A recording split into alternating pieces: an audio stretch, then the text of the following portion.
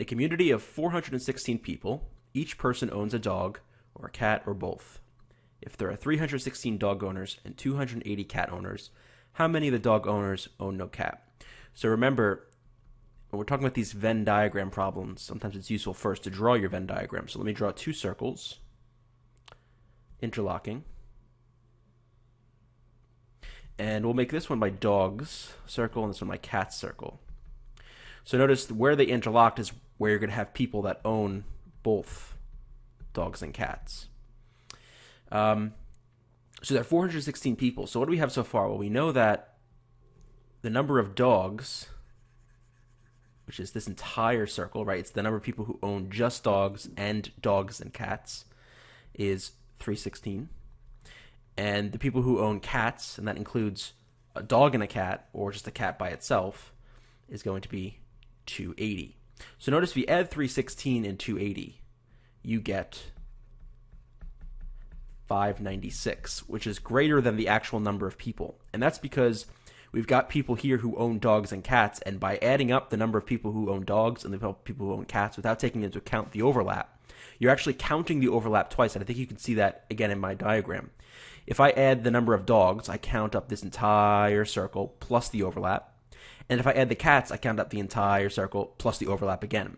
So what you found is when you add these up, the difference between the number you get and the total number of people is indeed that overlap, right? Because we're counting it twice. So if I go ahead and subtract 416, I get 180. So that means this overlap is 180. And now I can find the number of people who just own dogs and just own cats, right? Because if this one is 180, I can subtract it from the dog circle to get the just dogs. So 316 minus 180 is 136. And 280 minus 180 is 100.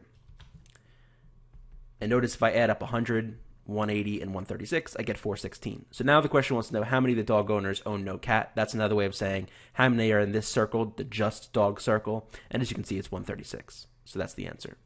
There's also an algebraic way of doing it. So if I had said 416 is equal to 316, which is the number of dogs, plus 280, or it was 280. What was it? It was 280. Plus 280 minus, we'll call the overlap B, right? Because again, it's the same idea of, okay, the overlap is being counted twice here. So then you do the rearrangement, you get B would be 180, and you do the same things as we would do before.